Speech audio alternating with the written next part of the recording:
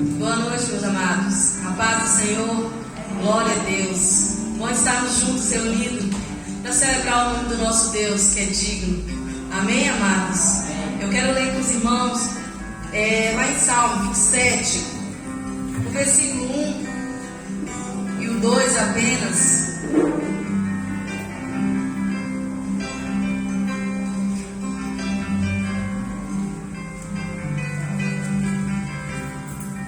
Glória a Deus, louvado seja o teu nome, ó Deus querido. Diz: o Senhor é a minha luz e a minha salvação. De quem terei medo? O Senhor é a fortaleza da minha vida. A quem temerei? Eu vou repetir o último. O Senhor é a fortaleza da minha vida. A quem temerei? Glória a Deus. Nós servimos a um Deus altíssimo, querido. Um Deus onde nós depositamos toda a nossa confiança. Nós sabemos que o Senhor tem sido fiel com as nossas vidas.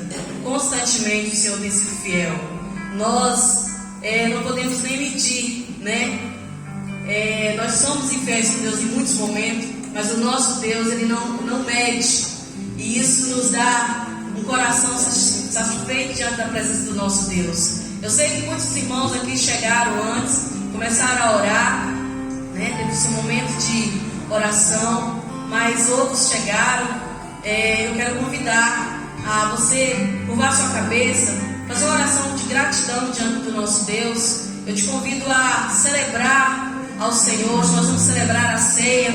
Eu quero que você se alegre diante do nosso Deus. Ele é vivo, Ele vive eternamente. Então por isso nós vamos adorar, nós vamos cantar louvores, salmodiar neste momento, e logo após ouviremos a palavra e sim vamos ceiar e alegrando na presença do Senhor. Amém, queridos? Curva sua cabeça e ore neste momento. Glória a Deus, louvado seja o teu nome, Deus. Graças e graças nós te damos, ó Deus. Ó querido Deus, muito obrigado, Pai, por se fazer presente na vida de cada irmão que aqui se encontra, Deus, na minha vida, na minha família. Se fazer presente, ó Deus, no meu lar, Senhor. Muito obrigado, ó Deus querido, por nos despertar, Senhor, a estarmos juntos neste momento para celebrar o teu nome, ó Deus. Pai Todo-Poderoso, nós sabemos, ó Deus querido, que a tua presença está, Senhor, neste lugar.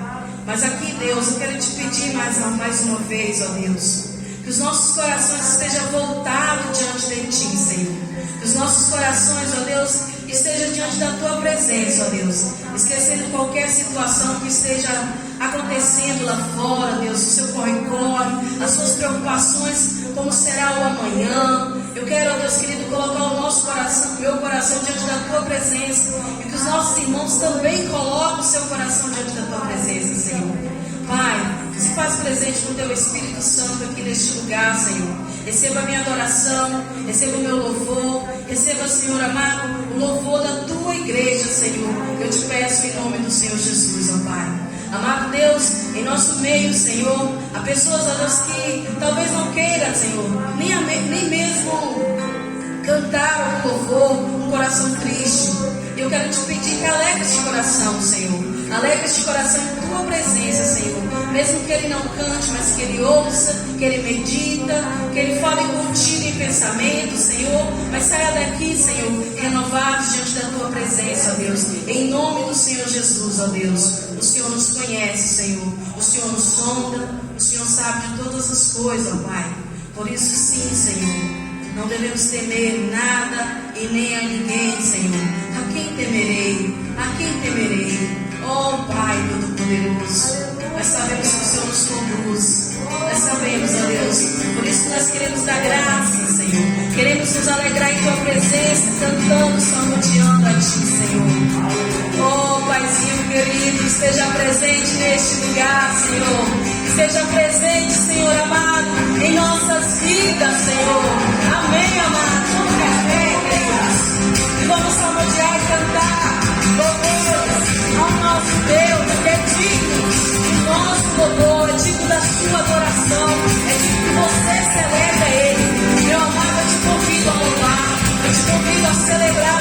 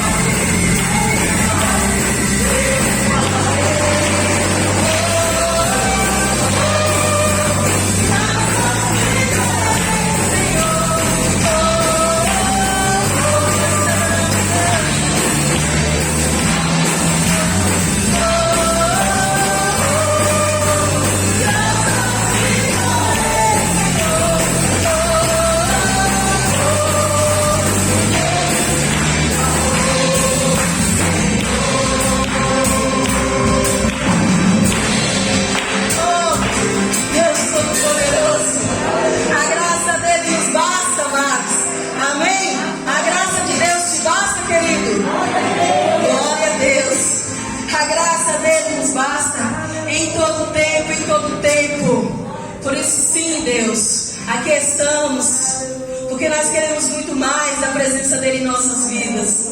Nós não queremos ficar aqui emotivos, nós queremos realmente a presença do nosso Deus em nossos corações, em nossas vidas. Nós queremos que Deus nos direcione em nossa vida todos os dias.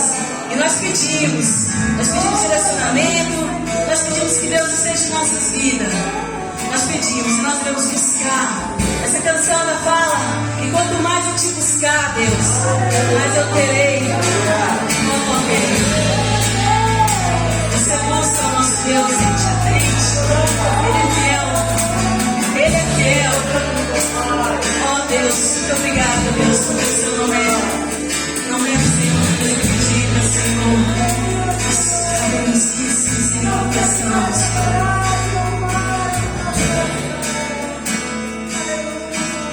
Eu entro neste lugar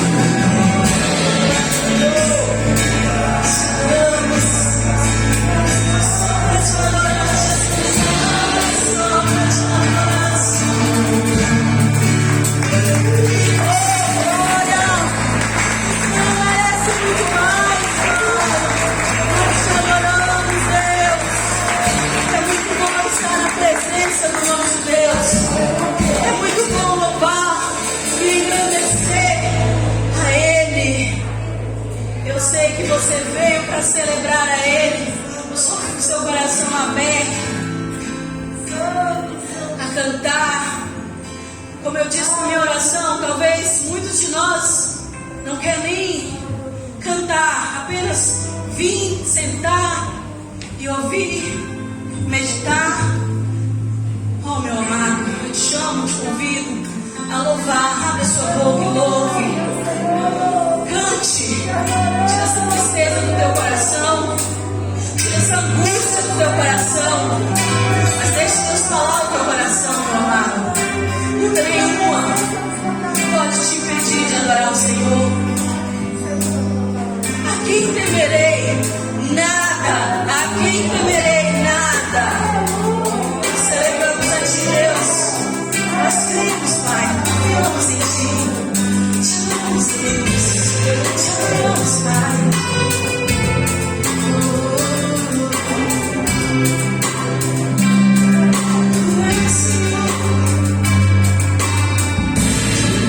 A minha luz, a minha salvação, a ti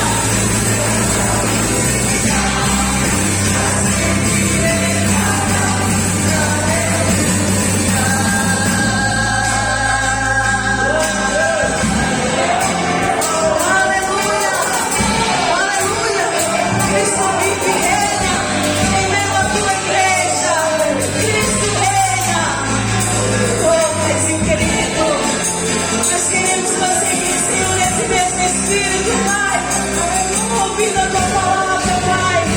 Seja com essa igreja, Senhor, seja conosco, Pai, em todo o tempo, meu amado Deus. Em todo o tempo, a palavra está no nosso corpo.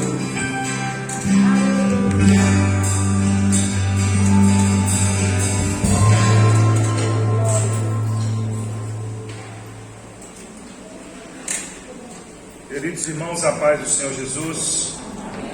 Amém. Vamos ler a palavra do Senhor na segunda carta de Paulo a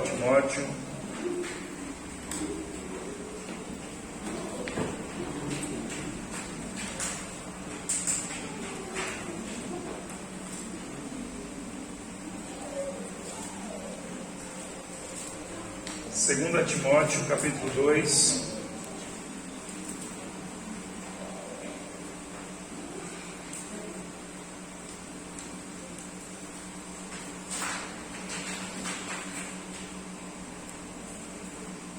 Amém? Todos encontraram?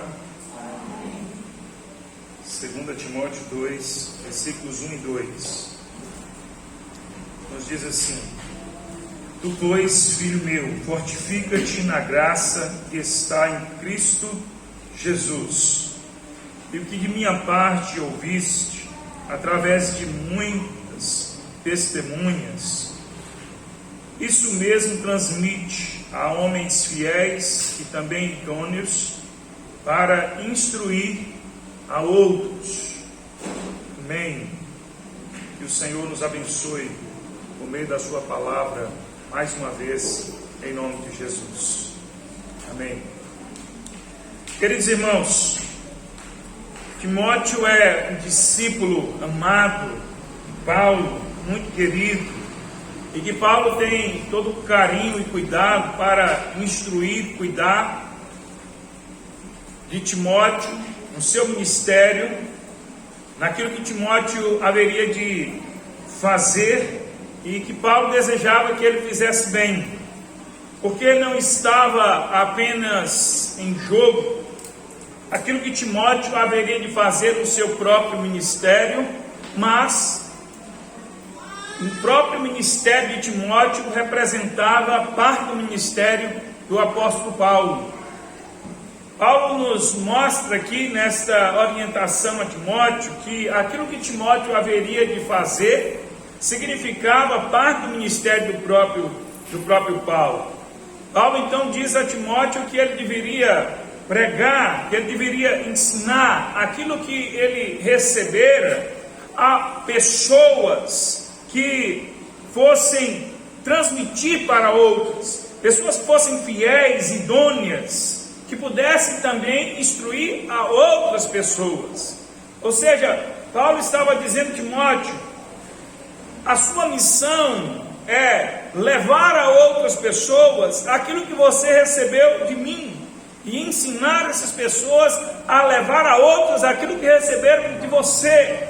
Então cumpre a sua missão, porque o cumprimento da sua missão faz parte daquilo que eu plantei. Se você não semear aquilo que eu semeei na sua vida, eu terei falhado e você também terá falhado. Mas não só semeie na vida de outras pessoas, mas ensine essas pessoas também a semear na vida de outras pessoas. Ou seja, Paulo está dizendo assim: a semente do Evangelho não pode morrer em você, Timóteo. A semente do Evangelho não pode ficar só em você. Eu plantei na sua vida e você deve colher e plantar na vida de outros, e ensinar esses outros a colher e plantar na vida de outros, e assim sucessivamente, e assim desencadeando uma prática que se estenderá pelos séculos que virão, por todo o tempo da existência da vida da igreja em que o Evangelho precisará ser pregado.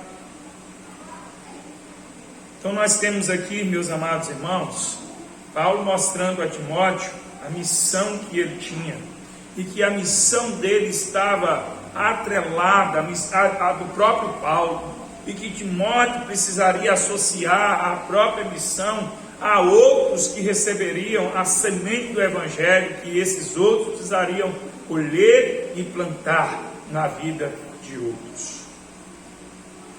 E é exatamente por isso que o Evangelho chegou até nós, é exatamente por isso que o Evangelho chegou aos nossos dias, porque essas palavras são fiéis e verdadeiras, e elas se cumpriram na vida de Timóteo, na vida de outras pessoas idôneas, responsáveis, pessoas fiéis, que não só receberam o Evangelho, não só receberam a semente do Evangelho, mas também semearam na vida de outras pessoas. Ou seja, Paulo está dizendo a Timóteo: a minha missão é semear o Evangelho, e faz parte desta semeadura ensinar aqueles que recebem, semear também, a levarem adiante. E não serem só pessoas que recebem, não serem só pessoas que consomem o Evangelho, não serem só pessoas que são receptivas, mas elas nunca são produtivas. E aqui, meus irmãos, está um ensinamento que nós precisamos, de uma vez por todas, absorver e aprender, que nós não podemos ser apenas receptores do Evangelho, da semente do Evangelho, mas nós precisamos produzir, nós precisamos multiplicar essa semente, nós precisamos semear essa semente na vida de outras pessoas. Precisamos passar adiante a semente do Evangelho, precisamos passar adiante aquilo que nós temos recebido.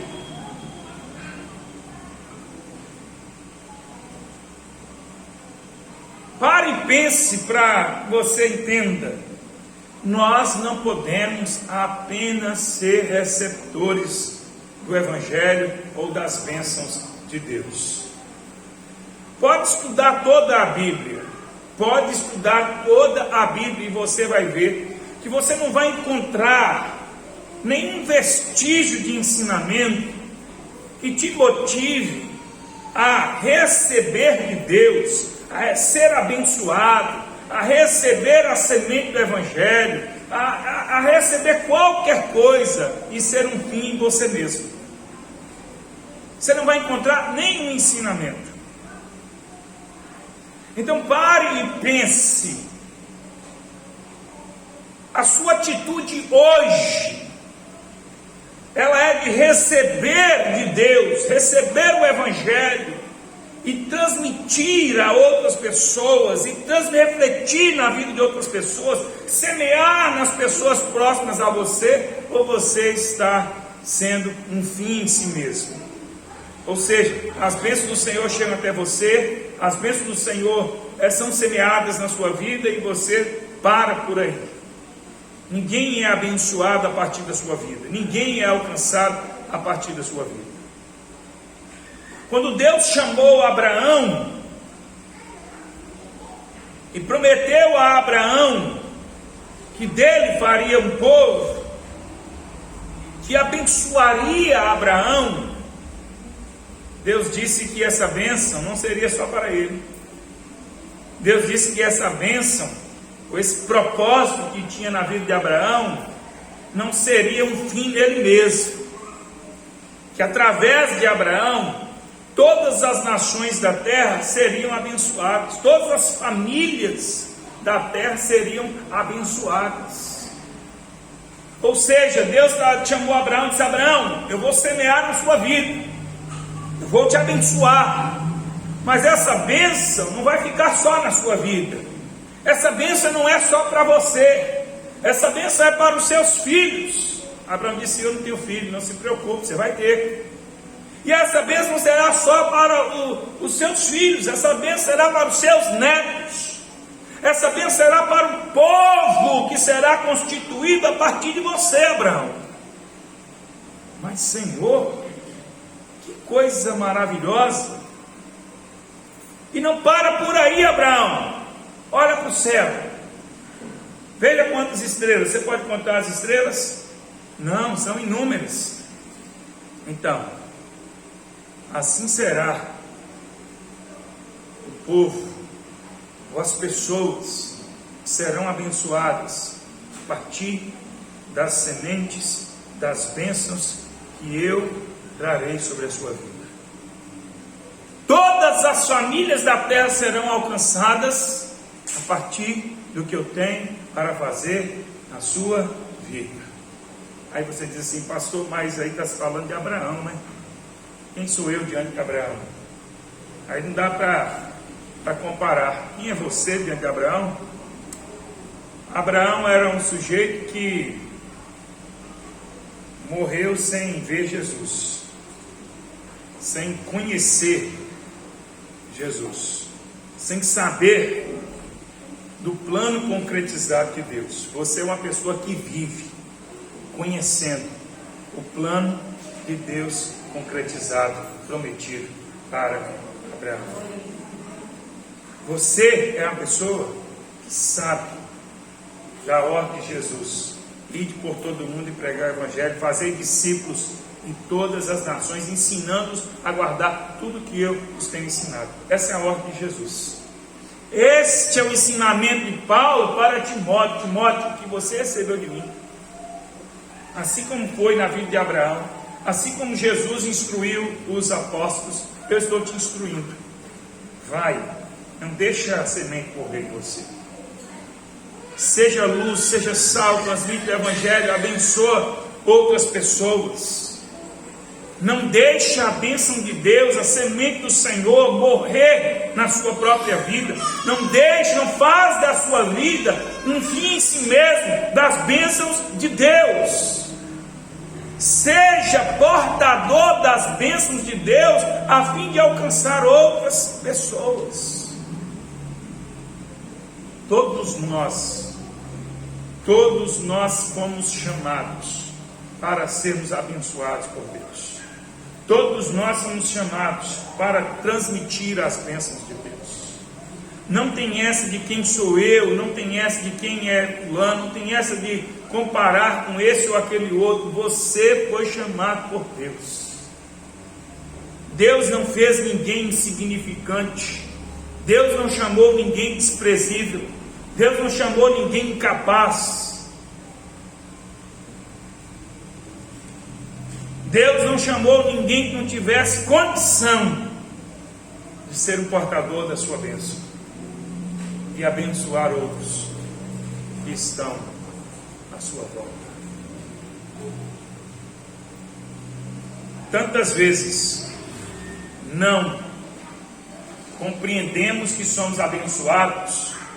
Preste bem atenção. Tantas vezes não compreendemos que somos abençoados porque nós não transmitimos as bênçãos de Deus.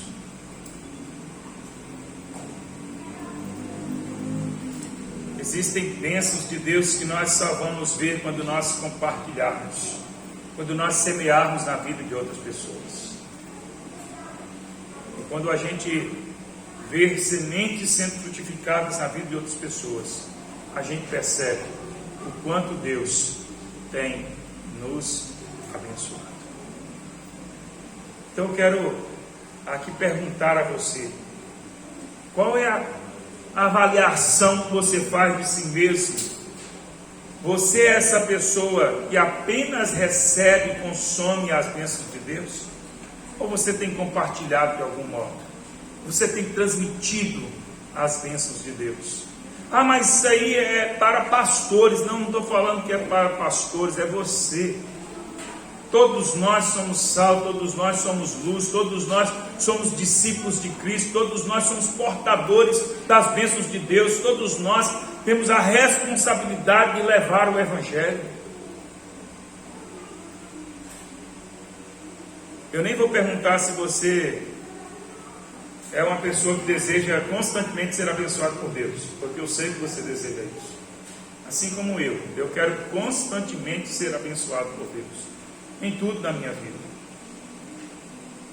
E o Senhor não se nega a nos abençoar. Todavia, nós precisamos transmitir as bênçãos de Deus, onde estivermos.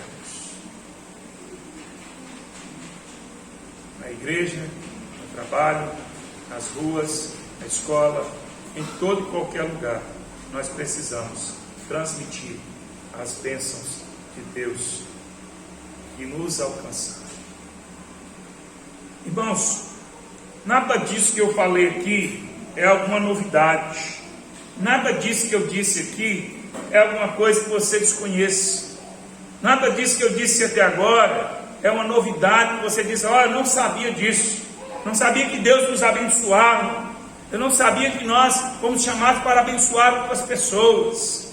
Você sabe disso.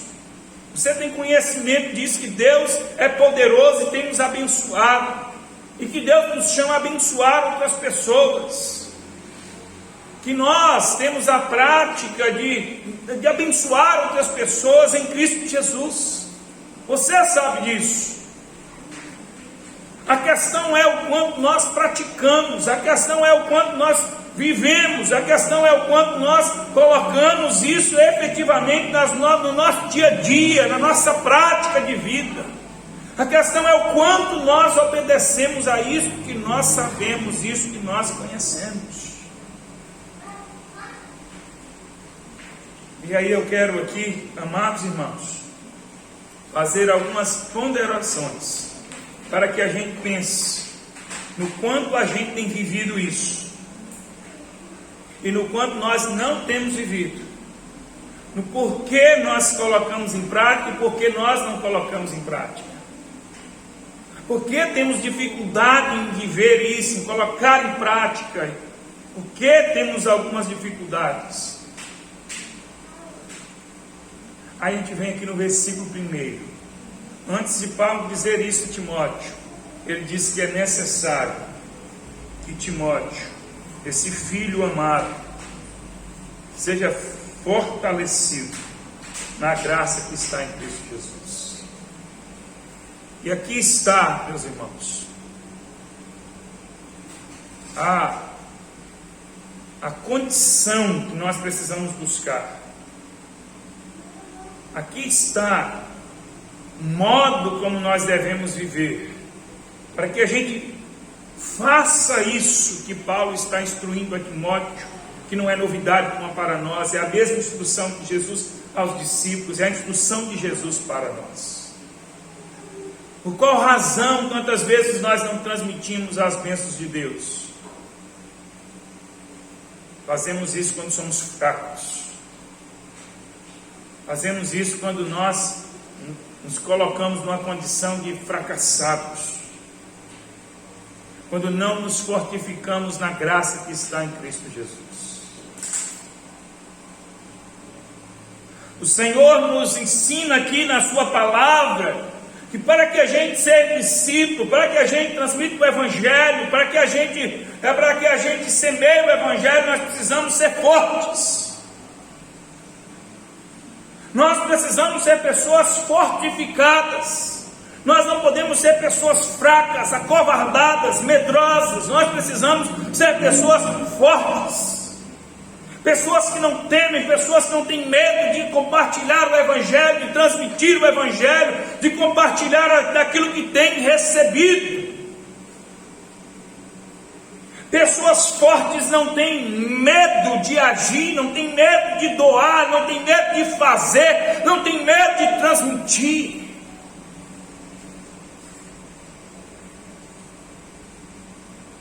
Quer ver um exemplo disso? Isso é uma questão bem cultural e que exemplifica muito isso que eu estou falando. Quase todos nós já tivemos a experiência de nos comunicarmos com pessoas diversas, com várias pessoas, e percebamos nós que a depender da pessoa, nós nos comunicamos de modo diferente. A depender de quem é a pessoa, com quem nós estamos nos comunicando, com quem a gente está dialogando, com quem a gente está tratando alguma coisa, nós nos comunicamos de modo diferente.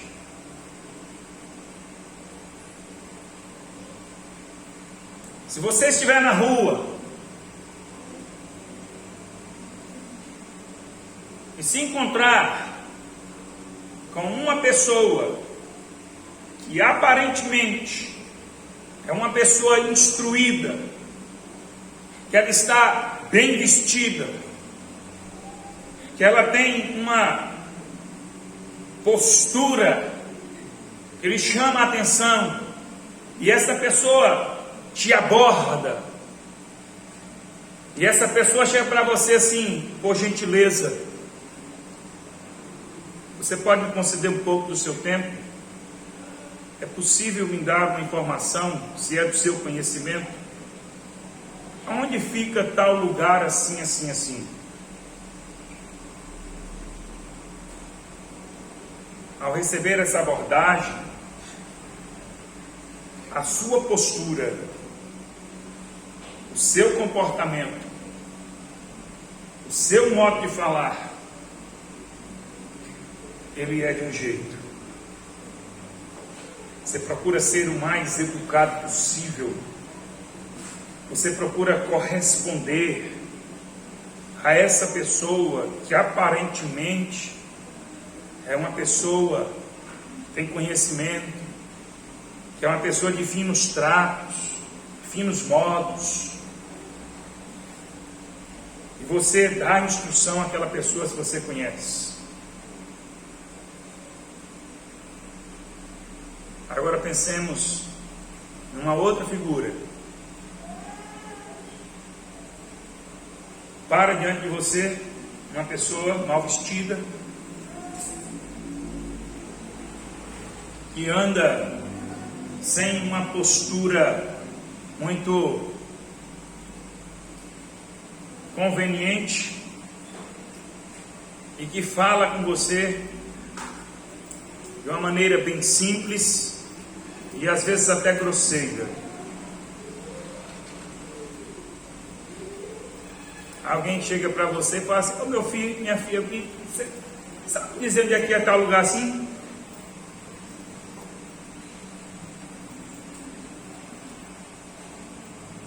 Você não responde e não trata e não se compostura da mesma forma diante daquele outro personagem.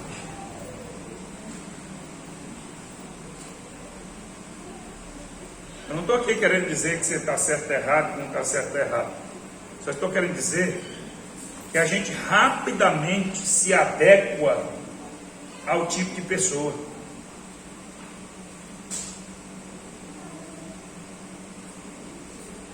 Já viu quando você está conversando com alguém que você entende que essa pessoa tem um conhecimento menor que o seu, que essa pessoa ela tem uma instrução menor que a sua, que essa pessoa ela faz parte de um extrato social abaixo do seu, você tem mais desenvoltura para falar.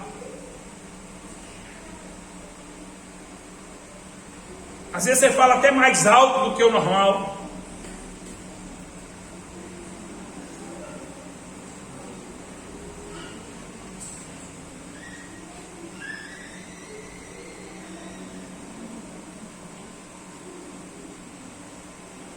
Por que isso acontece? Simplesmente porque você se sente forte diante de pessoas, de um modo geral, você se sente forte diante de pessoas, de algum modo,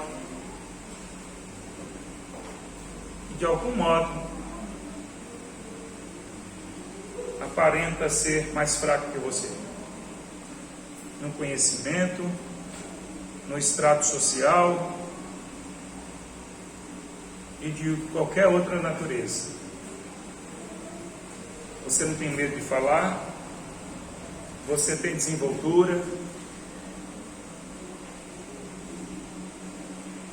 Eu já vi algumas pessoas mudando: não, é assim, viu? Olha e tal. A gente vai falar com uma pessoa idosa, fala assim: seu fulano, isso é assim, assim, assim, viu? Tal, não sei o que. Parece que tem que falar devagar, porque a pessoa parece que ela ouve devagar, e não sei o que lá. Agora chega a pessoa: não, eu nunca vi ninguém falando assim com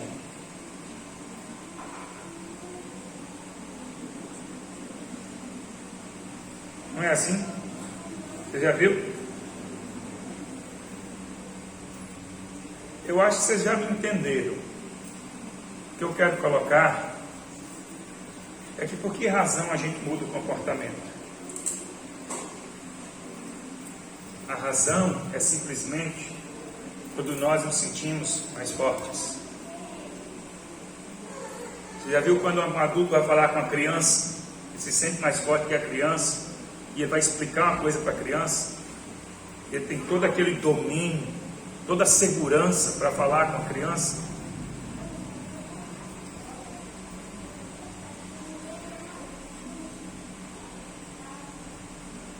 Isso é simplesmente o modo como nós nos enxergamos diante das pessoas. A razão do nosso comportamento, a razão de nós alternarmos nosso comportamento, nosso tom de voz, a nossa segurança para falar com um, com o outro, é o como nós nos sentimos seguros e fortes diante de determinadas pessoas. Isso muda tudo.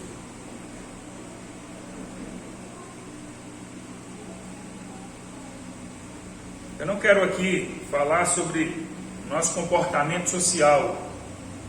Aliás, esse nosso comportamento social, às vezes, ele é até equivocado. Às vezes a gente julga as pessoas de maneira errada. A gente trata de maneira inadequada as pessoas. Às vezes a gente levanta demais a cabeça diante de pessoas que a gente acha que é superior. E às vezes a gente baixa a cabeça demais diante de pessoas que a gente acha que a gente é inferior.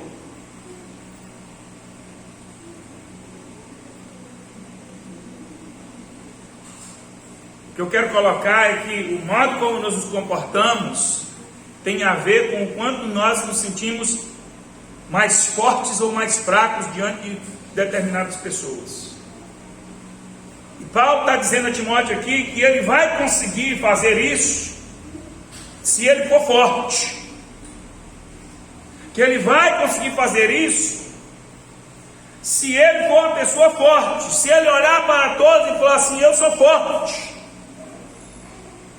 Se ele não tiver esse comportamento diante das pessoas, de para que ele se intimide, que ele não deve tratar ninguém de modo inadequado e que também não deve se sentir de modo inadequado diante de ninguém. Paulo está dizendo assim: Timóteo, se você for forte, você vai conseguir transmitir o Evangelho. Não importa diante de quem você esteja, você tem a luz de Cristo. Não importa diante de quem você esteja, você é mensageiro do Evangelho do Senhor Jesus. Não importa se você tem mais dinheiro ou menos dinheiro, se você mora numa casa melhor ou pior do que a tal de fulano de tal. Não importa o emprego daquela pessoa, a posição social daquela pessoa ou não. O que Paulo está dizendo a Timóteo: nós estamos tratando de alguma coisa que não tem nada a ver com dinheiro, com posição social, com recursos materiais, não tem nada a ver com conhecimento intelectual. Nós estamos falando de vida eterna. Nós estamos falando do poder do Evangelho que deve ser transmitido a todas as pessoas, a todas as nações, a todos os povos. Por isso, seja forte. Ser forte não é ser soberbo. Ser forte não é se considerar melhor que os outros. Ser forte é você saber que você tem a semente do Evangelho para transmitir a outras pessoas em que você precisa. Não importa quem seja. Pode ser seu patrão. Pode ser a pessoa mais rica. Pode ser a pessoa mais intelectual. Ela precisa do Evangelho, da bênção de Jesus em sua vida. Essa pessoa precisa. E quando você entende isso, você sabe, você diz: eu sou forte.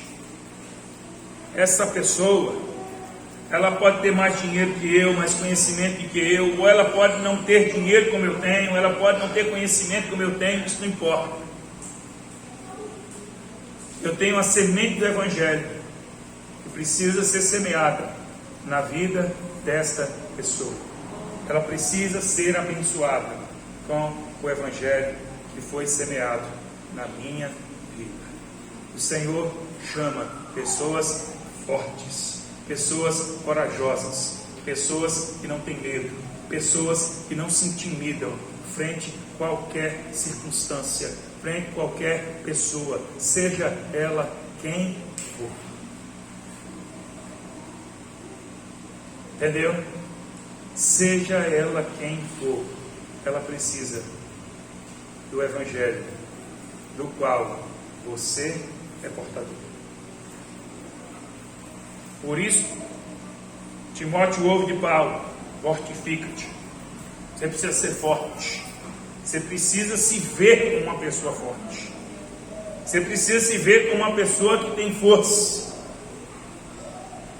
E a segunda coisa que eu quero colocar aqui é que ser forte é algo praticado por nós. É algo que depende da nossa prática. Paulo está dizendo assim: fortifica-te. Paulo está dizendo aqui, Timóteo, que isso é alguma coisa que você precisa fazer, você precisa buscar, você precisa exercitar, como nós temos falado aqui. É por isso que tanto eu tenho falado, irmãos, e é necessário que nós nos despertemos para isso. Existem coisas que só acontecerão se nós buscarmos. Por isso Jesus disse: buscai, batei, para pedir. Por isso Jesus nos ensina que deve haver uma ação da nossa parte para alcançarmos, para buscarmos. Não adianta a gente simplesmente esperar que as coisas aconteçam aleatoriamente, porque não vão acontecer. Nós precisamos ter ação, atitude. E é isso que Paulo está dizendo a Timóteo: fortifica-te, Timóteo, fortifica-te, porque você só vai conseguir cumprir a sua missão se você for forte. Mas você precisa fazer, Timóteo. Você precisa agir, você precisa intencionalmente buscar, você precisa exercitar, você precisa exercitar. É como o exercício físico. Se você for lá no YouTube, lá tem gente postou de postagens de pessoas fazendo exercício físico. Tem gente fazendo de todos os modos, gente em academia, gente fazendo em aparelhos de ginástica, gente fazendo exercício, inclusive ensinando direitinho, corretamente. Tem várias postagens. E o que você acha de eu dizer a você assim: olha, vai lá na sua casa, põe no seu celular, no seu computador, na sua televisão, acesse o YouTube e coloque lá esses exercícios. Todos os dias, assista 1 hora, 2 horas, você assistindo, e você vai ficar forte. Rita já balançou sua cabeça assim, Rita, ó. Dá certo não, Rita? Será que se eu ver assim todo dia, umas 2 horas, vendo alguém fazendo uns abdominais, não perco um pouco da minha barriga, não? Não dá certo. Ninguém aqui me encoraja a fazer isso. Mas se aquilo entrar na minha cabeça, assim, de tanto eu ver aquilo, será que eu não perco pelo menos uns quilos, não? De tanto eu ver aquilo. Mas se eu acreditar mesmo, assim, não, eu acredito que funciona. Eu acredito mesmo que esses exercícios são bons. Eu acredito mesmo, eu tenho certeza que aqueles exercícios são bons, eles funcionam. E se todos os dias eu ficar 1 hora, 2 horas assistindo aquilo, de algum modo aquilo vai entrar na minha cabeça, aquilo vai me transformar, aquilo vai agir no meu corpo, no meu organismo, e eu vou perder. Não dá certo, não dá certo. Ninguém aqui me dá uma força. Mesmo com essa convicção, com essa certeza, assim, acreditando mesmo. Mesmo que eu acreditar mesmo, acreditar, botar na minha cabeça mesmo, que vai gerar alguma coisa no meu organismo que vai... Ninguém acredita. Ou vocês são incrédulos, ou eu estou errado.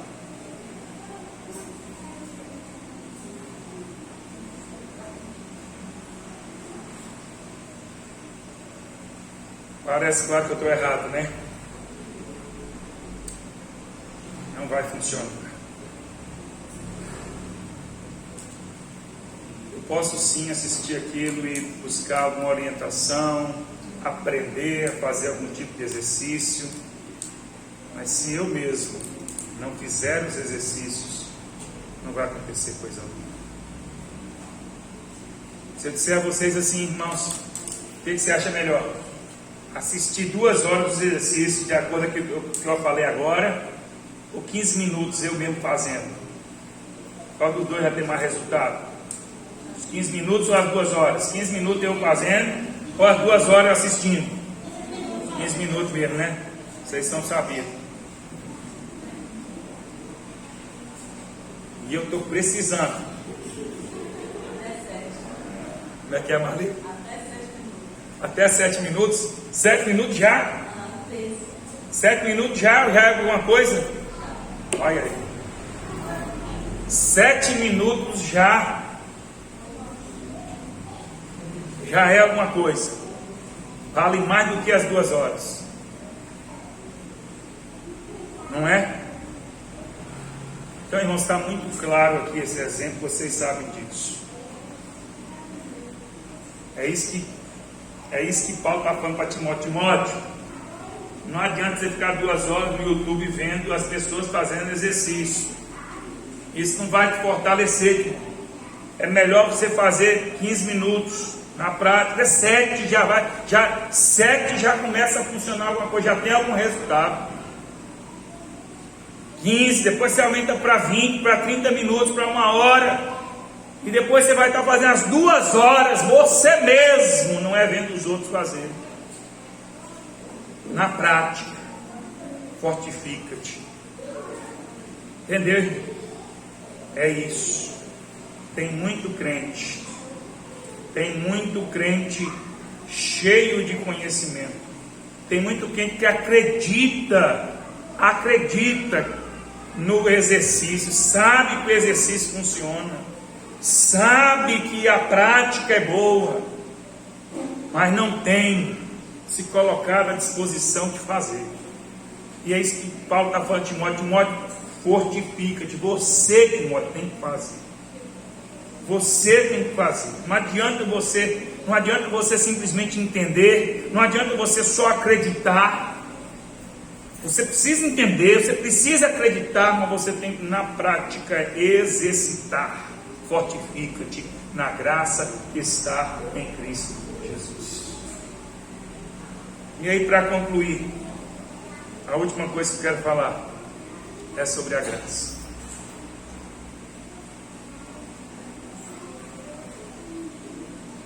No caso aqui de Timóteo, Paulo não está falando de exercício físico. Paulo não está falando de ficar forte fisicamente. É de ser forte espiritualmente. É de ser forte para enfrentar os desafios. É de ser forte o suficiente para cumprir a missão. É de ser forte o suficiente para ser não só um portador do Evangelho, mas um transmissor do Evangelho. E Paulo está dizendo, Timóteo, você precisa ser forte. E você precisa praticar.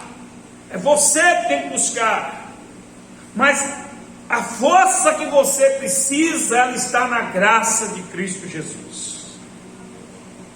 Não há em outro lugar força que será bastante para você. Você não conseguirá ser forte de outra maneira se não se fortificar na graça que está em Cristo Jesus. Vamos lá, seja forte, pratique na graça que está em Cristo Jesus. E o que Paulo está querendo dizer a Timóteo? Nós cantamos aqui, no início do culto, cantamos sobre a graça. favor imerecido, graça que me basta.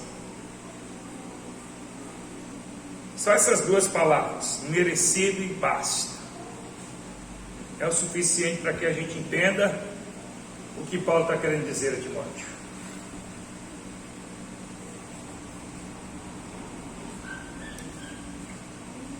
Quando Paulo diz: Timóteo, fortifica-te na graça que está em Cristo Jesus, Paulo está dizendo assim: Timóteo, não deixe que nada te atrapalhe, não deixe que nada te impeça.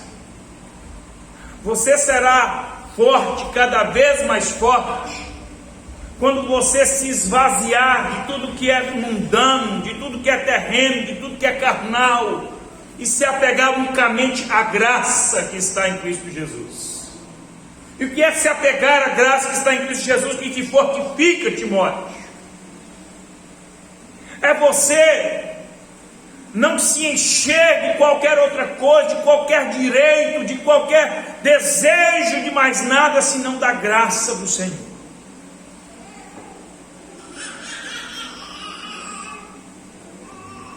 É a mesma coisa que o autor aos Hebreus diz, que nós devemos correr a carreira que nos está proposta, nos desembaraçando, nos livrando de todos os pesos e pecados.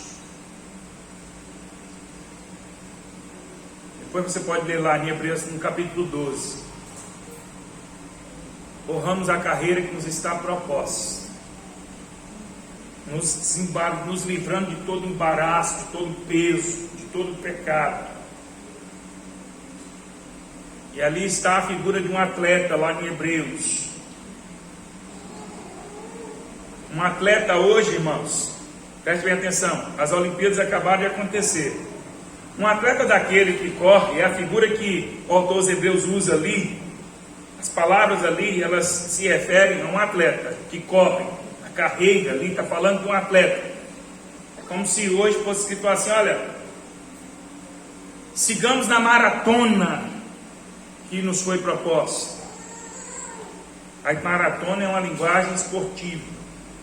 Hoje um atleta daquele, um atleta olímpico, ele usa uma roupa, ele usa um tênis, uma sapatilha, um short, uma camiseta. Se você pegar tudo isso, tudo aquilo pode chegar a pesar 300 gramas. Entendeu? 300 gramas. Uma hora que você tiver curiosidade, você pega uma roupa sua, você pega o seu tênis, você que faz uma caminhada, vai para a academia, alguma coisa assim, pega a sua roupa, seu tênis, tudo que você usa e pesa. Quanto que vai dar? Vai dar meio quilo? 700 gramas? 800 gramas? Não sei. Você fala assim, mas faz diferença? Faz muita diferença. Faz muita diferença com um atleta se tudo que ele está carregando tem 100 gramas a mais, 200 gramas a mais. O mesmo vale para o nadador, que aquelas roupas são altamente tecnológicas. Não é apenas um biquíni, um maiô, uma bermuda. Não é. Aquilo tem muita tecnologia para aumentar a performance do nadador. Então o autor aos Hebreus, lá no capítulo 12, ele está dizendo isso, que a gente tem que se livrar de todo o peso, todo o embaraço, para que a gente corra bem, para que a performance nossa seja boa. E é exatamente isso que Paulo está dizendo aqui para Timóteo: fortifica-te na graça que está em Cristo Jesus, para que você caminhe bem, para que você seja forte. Quanto mais peso a gente carrega, mais esforço a gente tem que mais demandar, mais nós temos que nos esforçar, mais a gente vai cansar. Mas quando a gente carrega tanta coisa, é porque a gente fala assim: eu preciso disso, daquilo, outro, e a gente precisa de muita coisa. Já viu quando a família vai viajar e tem essas coisas de marido e mulher? Ah, mas ele carrega muita coisa, ela carrega muita coisa, e nem sempre é necessário. A gente vai para um dia, 2 dias e carrega, 5 conjuntos de roupa, o guarda-roupa inteiro. Ah, mas e se eu mudar de ideia, se eu precisar, eu quero... Se fizer frio, se fizer calor, aí tem muita coisa. Mas é muito mais peso, é muito mais bagagem, é muito mais esforço. Vai consumir mais a sua força. Tem que ser mais forte para carregar tudo aquilo. Então, quando Paulo diz a Timóteo, fortifica-te na graça que está em Cristo Jesus, Paulo está dizendo assim, Timóteo, quando você entende que você anda pela graça, que a graça é o favor imerecido de Deus e que ela te basta, você vai conseguir deixar outras coisas de lado. A graça me basta.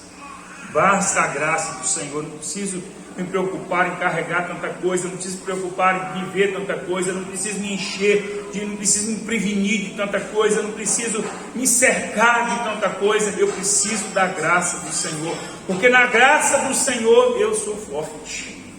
É a mesma coisa que Deus falou com Paulo: a minha graça te basta.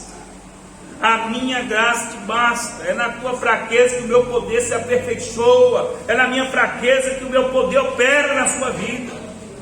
E é isso que Paulo está dizendo a Timóteo. Timóteo, fortifica-te na graça. A graça é quando nós entendemos que nós não somos merecedores de coisa alguma, que o Senhor, Ele tem nos abençoado.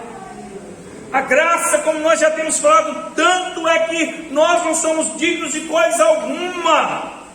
Nós não somos dignos de coisa alguma, nós não somos merecedores nem da vida. A graça é quando nós olhamos à nossa volta e nós contemplamos as bênçãos de Deus e falamos assim, e chegamos à conclusão: não mereço nada disso. Eu não mereço estar aqui pregando para os irmãos. Eu não mereço estar vivo. Eu não mereço a esposa que eu tenho, os filhos que eu tenho, os irmãos da igreja, a família chamada igreja. Eu não mereço. Eu não mereço a roupa que eu visto, o pão que eu como, eu não mereço o ar que eu respiro. Eu não paguei por nada disso, eu não comprei nada disso. Eu não sou responsável por adquirir nada disso. Isso tudo é dádiva de Deus, é bênção de Deus, isso é graça do Senhor. Eu não mereço ser amado por você.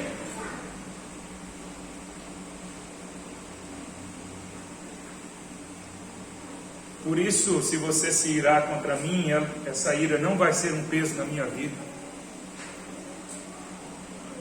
Por isso, nós aprendemos que devemos cuidar até dos nossos inimigos, porque nós não merecemos coisa alguma.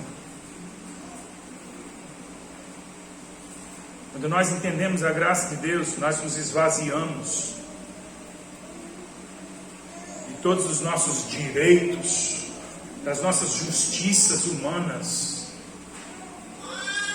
Nós nos esvaziamos de tudo que nos impede de prosseguir, de todos os pesos das nossas vidas. A coisa que mais nos maltrata e nos impede de viver uma vida próspera diante de Deus são as nossas justiças e os nossos direitos humanos, pessoais. Mas quando nós nos esvaziamos disso, só nos resta a graça do Senhor, e ela nos basta. É quando nós entendemos que nós não somos merecedores de coisa alguma.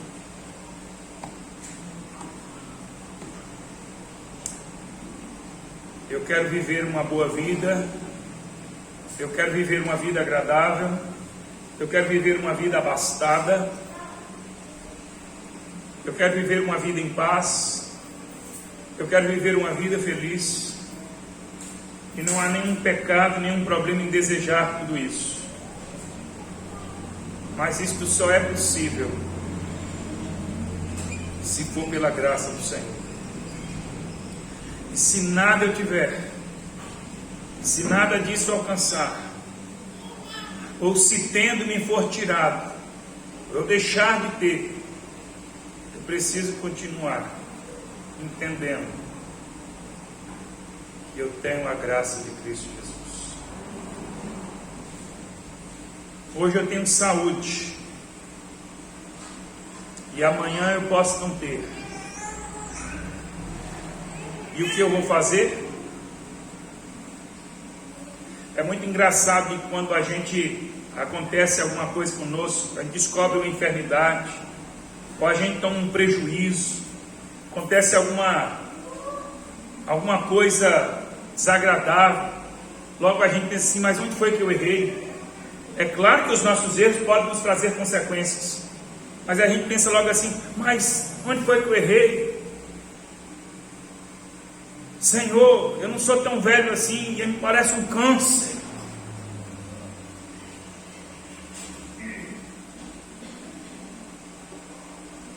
Como se a gente tivesse o direito de ter a saúde, como se a gente tivesse o direito de ter a vida.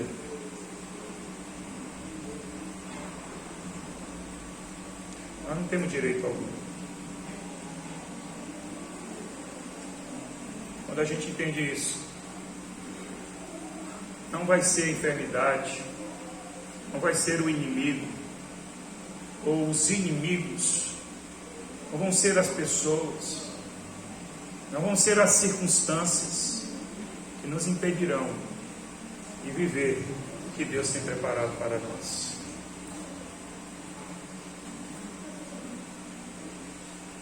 Quando você na sua vida começar a olhar à sua volta e começar a reclamar, e começar a murmurar, e começar a se queixar, é porque você está precisando se esvaziar, é porque você está sendo fraco,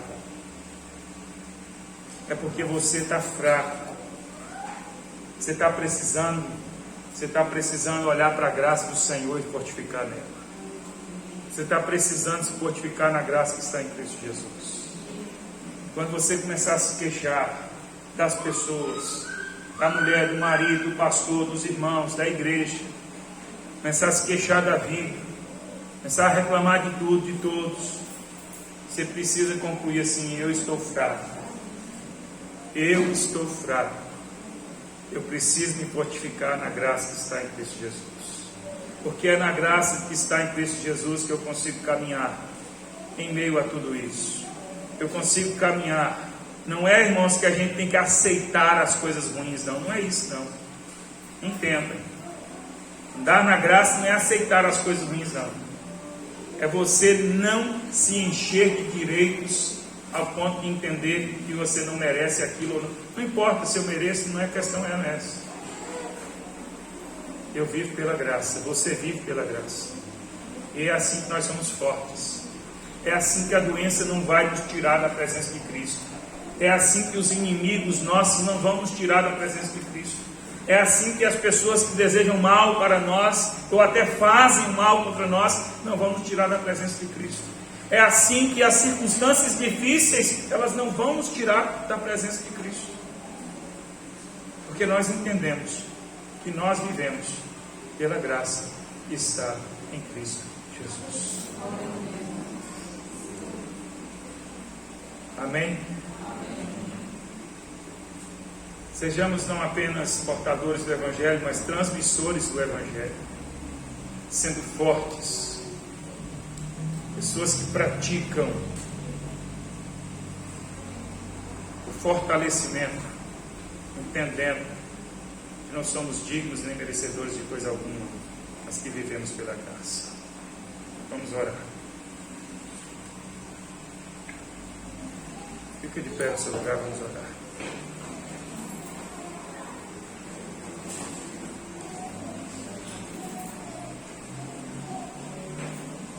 Eu gostaria que você orasse em duas direções. Primeiro,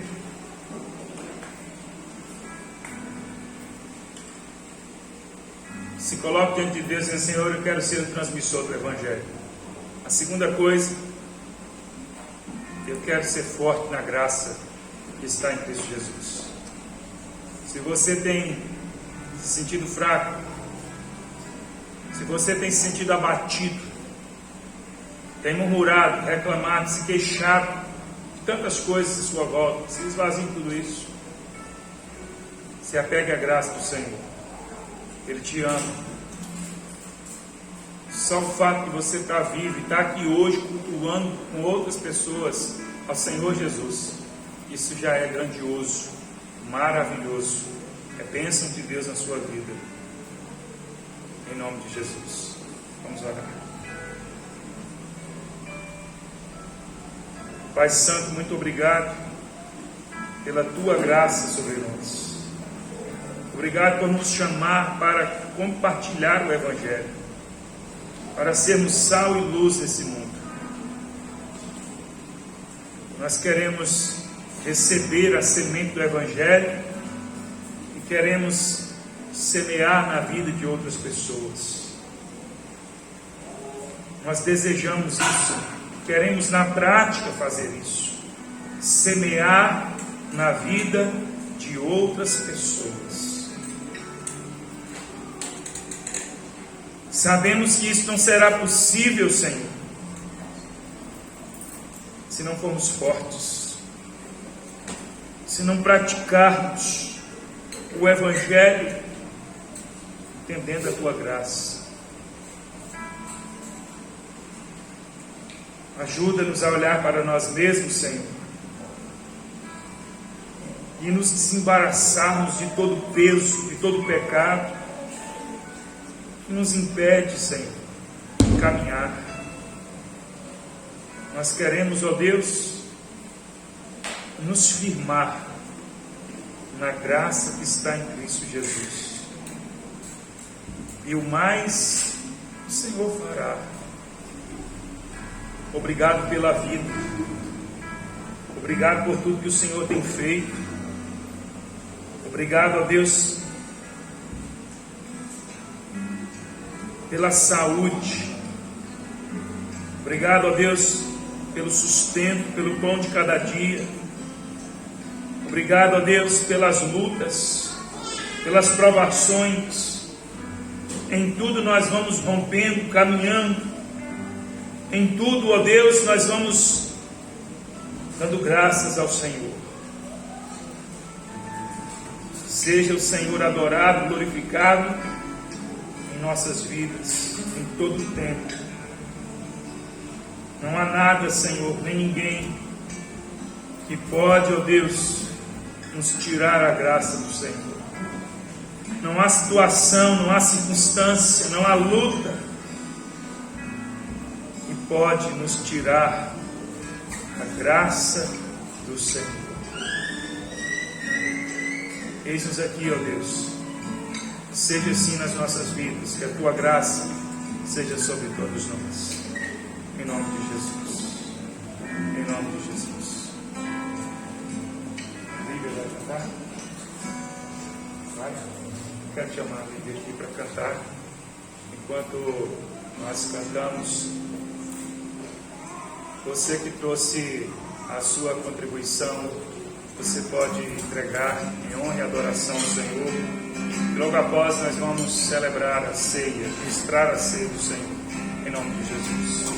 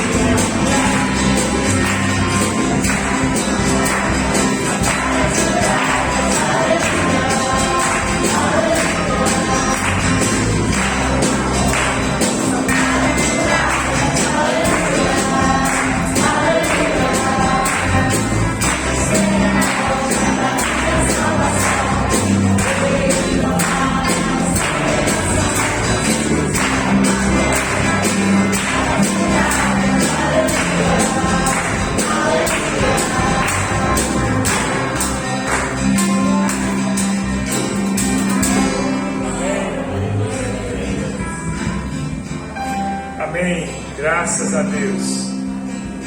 Essa é a alegria que nós temos no nosso coração. E que o Senhor derrama a sua graça sobre nós e que ninguém pode tirar. Aleluia. Lembre-se sempre disso. No momento que a tristeza bater no seu coração, lembre-se que nós temos a graça do Senhor. Irmãos, nós vamos celebrar a ceia nesse momento. E a palavra do Senhor nos ensina. E esse é o momento de comunhão. Esse é o momento em que nós nos lembramos do sacrifício de Jesus, que nos proporciona ser igreja, ser corpo de Cristo, nos proporciona a comunhão. O sacrifício de Jesus que nos uniu, que nos alcançou, que nos redimiu, que nos tirou do império das trevas, da condenação eterna, que nos deu vida, vida e abundância. Jesus se entregou na cruz, assumindo o nosso lugar, morreu pelos nossos pecados, para que nós pudéssemos ter vida. Ele derramou o seu sangue, Ele derramou a sua vida, para que nós pudéssemos viver em unidade, para que nós pudéssemos ser um com o outro e sermos um com Ele. Firmou conosco uma aliança eterna, uma aliança eterna. Uma aliança inquebrável, firmada na sua própria vida. A palavra do Senhor nos diz que cada um deve examinar a si mesmo e participar da ceia. A ceia não é um momento de dignidade, no sentido de que nós somos dignos. Nós participamos da ceia pela graça. Ninguém participa da ceia por merecimento. Todo mundo participa da ceia por entendimento de que vive na graça do Senhor. Cada um deve examinar a si mesmo e participar da ceia, tendo discernimento do corpo de Cristo. Discernir o corpo de Cristo é entender que vive na graça, que vive na comunhão uns com os outros, na comunhão com Cristo. Não é por merecimento, não é cada um avaliar a si mesmo assim, eu estou merecendo. Vou participar da ceia esse mês porque eu estou merecendo. Mês que vem eu não participo porque eu não estou merecendo. Ah, não estou merecendo muito. Não é isso. É confessarmos que nós somos uns com os outros. Vivemos uns com os outros na comunhão. Nós somos um com Cristo. Vivemos com Cristo na comunhão. Confessarmos. Não é que nós somos impecáveis, mas que somos pecadores, mas que estamos aos pés de Cristo, perseverando, caminhando, perseverantemente, na graça do Senhor Jesus. Eu quero chamar os irmãos diáconos aqui. Nós vamos orar. Cada um faça a sua oração nesse instante, apresenta a sua vida diante do Senhor. Em nome de Jesus. Em nome de Jesus. Participa da ceia daquele que é batizado no Pai, do Filho e do Espírito Santo, que está em comunhão com Cristo. Esta é a ceia do Senhor, não é a ceia da Igreja Batista Calvário. É a ceia que o Senhor Jesus nos ensinou a celebrar.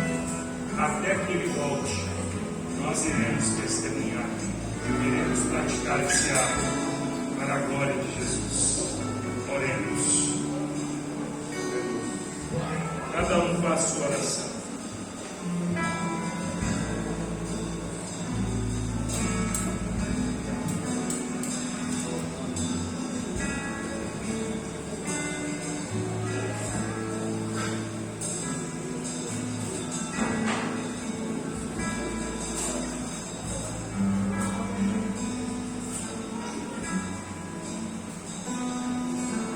Pai Santo, nesta hora nós nos colocamos diante do Senhor e reconhecemos que somos agraciados por Ti. Reconhecemos que sem o Senhor nada somos, nada podemos. Eis aqui o pão, eis aqui o cálice, Senhor. Em memória do Senhor, ó Deus, comeremos do pão, beberemos do cálice, Jesus. Que a tua bênção esteja sobre nós, que o nosso testemunho seja verdadeiro, seja fiel, na tua graça que estamos. Queremos, ó Deus, testemunhar diante dos homens e dos céus que a nossa vida pertence a Cristo, que a vida que temos é a vida em Cristo Jesus. Muito obrigado, muito obrigado pela fidelidade do Senhor. Nós participamos da ceia declarando que estamos perseverando nos teus caminhos, que isto só é possível porque o Senhor é fiel, porque o Senhor está conosco, porque o Senhor não nos abandona, e até que Cristo volte, o Senhor é aquele que nos sustentará, é aquele que nos dará sempre a tua graça. Firmados nesta verdade, aqui estamos e prosseguiremos. Em nome de Jesus. Em nome de Jesus. Para nós o pão e o cálice são pão e o cálice, não contém e se transforma no corpo de Cristo. É em memória dele que nós participamos do pão e do cálice para a glória do Senhor. Os irmãos vão receber o pão e o cálice para a glória de Deus.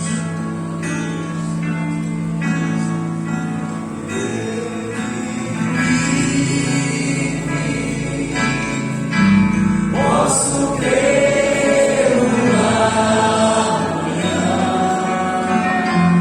porque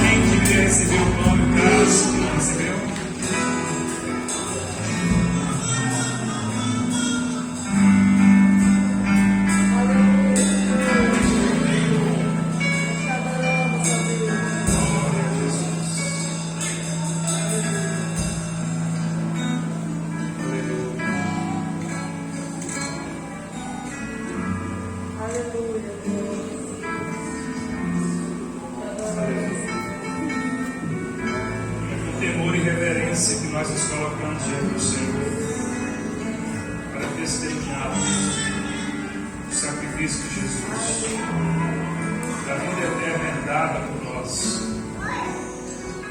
para testemunharmos que somos um só corpo. Em Cristo Jesus, como Ele nos ensinou, sendo esse o meu corpo que é dado por vós. Ele levou sobre si os nossos pecados e nos proporcionou comunhão plena com Ele, sermos um só corpo, como igreja, poderosamente, para a glória do Senhor. Participemos nessa hora do pão, para a glória de Cristo.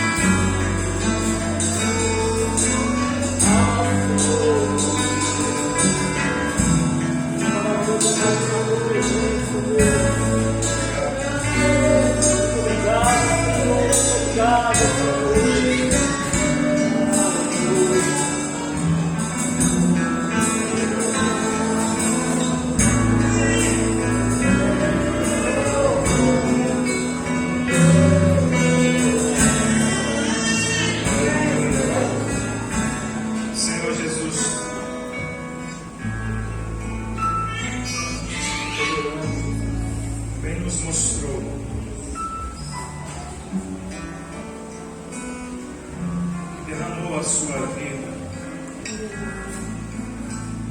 em nosso favor. Jesus disse que quem beber desse cálice não tem vida em si mesmo. Não há poder nenhum no cálice que nós seguramos. O poder está na aliança que fizemos com Cristo. E o testemunho que perseverantemente nós professamos até que o Senhor Jesus volte. Há poder quando nós aqui declaramos publicamente diante de quem quer que seja, diante dos céus, nós continuamos caminhando, nos valendo da vida derramada por Cristo na cruz do Calvário em nosso favor. Eu estou aqui por causa do sacrifício de Jesus. Você está aqui por causa do sacrifício de Jesus. Nós estamos aqui porque Cristo fez uma aliança conosco, se entregou na cruz do Calvário, morreu, foi sepultado, mas ressuscitou ao terceiro dia, poderosamente nos conquistou para Ele, nos deu vida eterna. Participemos do cálice para a glória de Deus.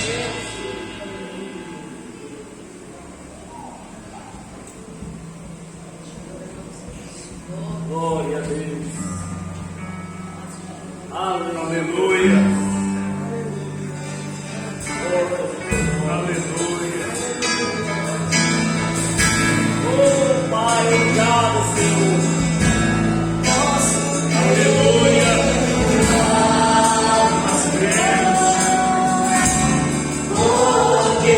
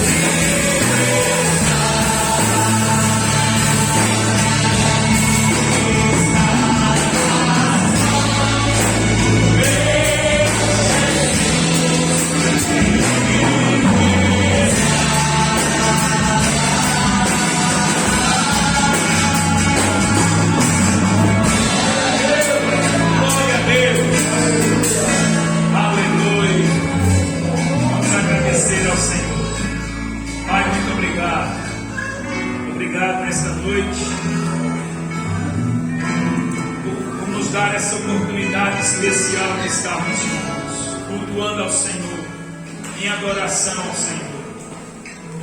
Tudo que aqui fizemos é para o Senhor, é para a tua glória. E ainda assim somos abençoados, porque o Senhor é gracioso, misericordioso. Eis-nos aqui, ó Deus, continua nos abençoando, nos fortalecendo. Continua, Senhor, dirigindo os nossos passos, porque sem o Senhor nada podemos fazer. Toda ação nossa necessária precisa ter a graça do Senhor. Continua, Senhor, nos abençoando aqui, cada um de nós. Abençoa a saúde de cada um, abençoa a família de cada um, o trabalho. Abençoa, Senhor, em nome de Jesus, os planos, os projetos de cada um. Que em tudo o Senhor seja honrado e glorificado, em nome de Jesus. Dai-nos uma semana em paz, na tua presença, na alegria do Senhor. Dai-nos a tua direção, em nome de Jesus. Muito obrigado, Senhor. Nós oramos, dando graças, sabendo que o Senhor nos ouve e é poderoso para nos responder, em nome de Jesus. Que o amor de Deus, nosso Pai Celeste, que a graça do nosso Senhor e Salvador Jesus Cristo, que a comunhão do eterno Espírito Santo esteja com todos nós, todo o povo de Deus, hoje e sempre. Amém. Deus te abençoe. Fique na paz do Senhor Jesus. Tenha uma ótima semana.